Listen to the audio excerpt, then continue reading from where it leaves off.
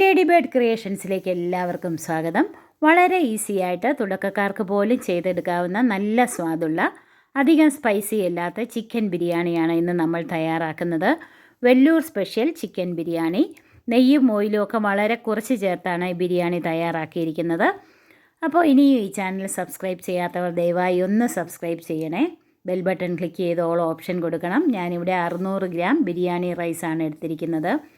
കുറച്ച് സ്പൈസസ്, ഒരു 4 വലിയ സവോള കനം കുറച്ചരിഞ്ഞത്, ഒരു ചെറിയ പിടി പുതിനയില, 4 ടേബിൾ സ്പൂൺ വീതം ജിഞ്ചർ ഗാർലിക് പേസ്റ്റ്, 2 വലിയ ടൊമാറ്റോ ചെറിയ പീസസ് ആയിട്ട് കട്ട് ചെയ്തത്.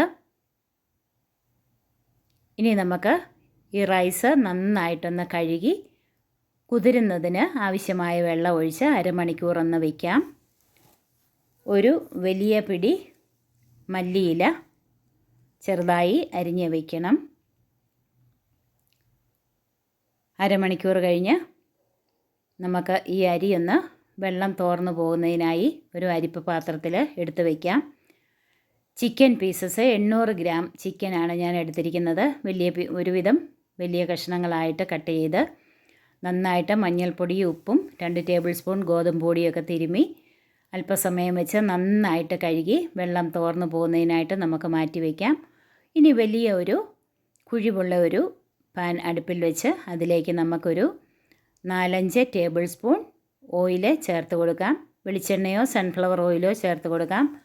2 ടേബിൾ സ്പൂൺ നെയ്യും കൂടെ നമുക്ക് ചേർത്ത് കൊടുക്കാം. ഇതൊന്ന് ചൂടാകുമ്പോഴത്തേക്ക് നമ്മൾ ഒരു ബേ ലീഫ്, 3-4 ഏലക്ക, 4-5 ഗ്രാമ്പു, 2-3 പീസ് കറുവാപ്പട്ട, സ്പൈസസ് വളരെ കുറച്ചാണ് ചേർത്തിരിക്കുന്നത്, അത് ചേർത്തൊന്ന് മൂപ്പിച്ചിട്ട് നമ്മൾ അരിഞ്ഞു വെച്ചിരിക്കുന്ന സവാള നമുക്കതിലേക്ക് ചേർത്ത് കൊടുക്കാം. സവാള ചേർത്ത് നന്നായിട്ടൊന്ന് വഴറ്റണം. ഈ വീഡിയോ ഇഷ്ടമായാൽ നിങ്ങൾ ലൈക്ക് ചെയ്യണം, ഷെയർ ചെയ്യണം. അപ്പോൾ അതിലേക്ക് നമ്മളൊരു 4-5 പച്ചമുളക് കീറിയത് ചേർത്ത് കൊടുക്കാം. അതുകൂടെ ചേർത്ത് 1 ടേബിൾ സ്പൂൺ ഉപ്പ് പൊടിയും കൂടി ചേർത്ത് നന്നായിട്ടൊന്ന് വഴറ്റുക. അപ്പോൾ പെട്ടെന്ന് ഇത് വഴന്ന് കിട്ടും. ഇനി അതിലേക്ക് നമ്മൾ ഒരു ചെറിയ പിടി പുതിനയില ചേർത്ത് കൊടുത്തിട്ടുണ്ട്.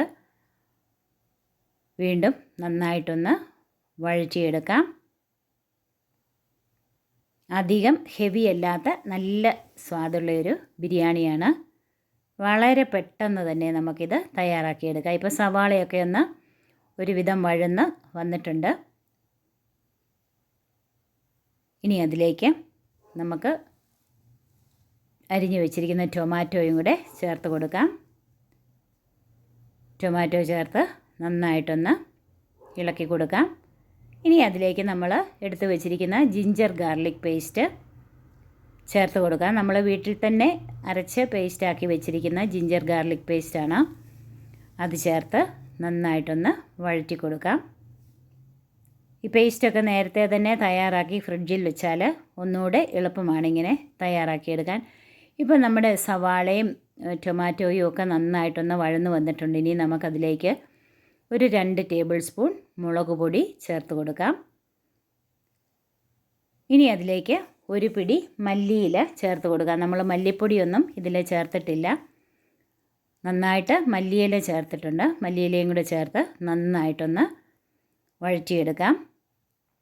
ഇനി നമ്മൾ കഴുകി വൃത്തിയാക്കി വെള്ളം തോർന്ന് ഇരിക്കുന്ന ചിക്കൻ പീസസ് അതിലേക്ക് ചേർത്ത് നന്നായിട്ടൊന്ന് വഴറ്റി കൊടുക്കുക. അപ്പോൾ മസാലയൊക്കെ നന്നായിട്ട് ചിക്കൻ പീസസിലൊന്ന് പിടിക്കുന്നത് പോലെ നന്നായിട്ട് അല്പസമയം ഒന്ന് വഴറ്റി കൊടുക്കാം. നന്നായിട്ടൊന്ന് വഴറ്റി കൊടുത്തിട്ട് നമുക്ക് അല്പസമയം ഇതൊന്ന് മൂടി വയ്ക്കാം. ഇടയ്ക്ക് മൂടി തുറന്ന് വീണ്ടും നന്നായിട്ടൊന്ന് ഇളക്കി കൊടുക്കണം. ഇപ്പം നന്നായിട്ടൊന്ന് തിളച്ച് വരുന്നുണ്ട്. ഇനി അതിലേക്ക് 2-3 ടേബിൾ സ്പൂൺ അധികം പുളിയില്ലാത്ത തൈര്, നല്ല കട്ട തൈരാണെങ്കിലോ ഒന്നുകൂടെ നല്ലതാണ്, തൈര് ചേർത്ത് നന്നായിട്ടൊന്നുകൂടെ ഒന്ന് ഇളക്കി അല്പസമയം കൂടെ നമുക്കൊന്ന് മൂടി വെച്ചിത് വേവിക്കാം. ഇനി അതിലേക്ക് നമ്മൾ അരിയുടെ ഇരട്ടി അളവ് വെള്ളം, ചൂടുവെള്ളം ചേർത്ത് കൊടുക്കാം. വെള്ളം ചേർത്ത് നന്നായിട്ടൊന്ന് ഇളക്കി കൊടുക്കാം. അല്പം നാരങ്ങാ നീര് ചേർത്ത് കൊടുക്കാം. പാകത്തിന് ഉപ്പും കൂടെ നമുക്ക് ചേർത്ത് കൊടുക്കാം. ഒന്നുകൂടെ നന്നായിട്ട് ഇളക്കി അതിൻ്റെ ഉപ്പൊക്കെ ഒന്ന് നോക്കി നമുക്കിതൊന്ന് മൂടി വയ്ക്കാം. നന്നായിട്ട് ഈ വെള്ളം ഒന്ന് വെട്ടിത്തിളയ്ക്കുമ്പോഴത്തേക്ക് നമ്മൾ വെള്ളം തോരാനായിട്ട് എടുത്ത് വെച്ചിരിക്കുന്ന അരി ഇതിലേക്ക് നമ്മൾ ചേർത്ത് കൊടുക്കാം. അരി ചേർത്ത് നന്നായിട്ടൊന്ന് ഇളക്കി യോജിപ്പിക്കണം. എന്നിട്ടിത് മൂടി വെച്ച് നമുക്കൊന്ന് കുക്ക് ചെയ്തെടുക്കണം. ഒരു 5-10 മിനിറ്റ് കഴിയുമ്പോഴത്തേക്ക് നമ്മൾ മൂടിയൊന്ന് തുറന്ന് നോക്കണം. വെള്ളം ഒരുവിധം നന്നായിട്ട് വറ്റി വരുമ്പോഴത്തേക്ക് നമ്മൾ ഒരു പഴയ ഒരു പാനോ വല്ലോ നമ്മൾ അടുപ്പിൽ വെച്ച് നന്നായിട്ട് ചൂടാക്കിയിട്ട് അതിന് മുകളിലേക്ക് നമ്മൾ ഈ പാത്രം എടുത്ത് വെച്ച് കൊടുത്ത് അങ്ങനെ നമുക്ക് ദം ചെയ്ത് എടുക്കാം. അപ്പം ഒരു സ്ലോ കുക്കിംഗ് ആയിട്ട് നല്ല ബേക്ക്ഡ് ആയിട്ട് കിട്ടും. ഒട്ടിപ്പിടിക്കാത്ത നല്ല മയമുള്ള റൈസാണിത്. അപ്പോൾ നിങ്ങളിങ്ങനെയൊന്ന് ട്രൈ ചെയ്ത് നോക്കണം. നിങ്ങളുടെ വിലയേറിയ കമൻറ്റ്സ് പ്രതീക്ഷിക്കുന്നു. ഇനിയും പുതുരുചികളുമായി നമ്മൾക്ക് വീണ്ടും കാണാം.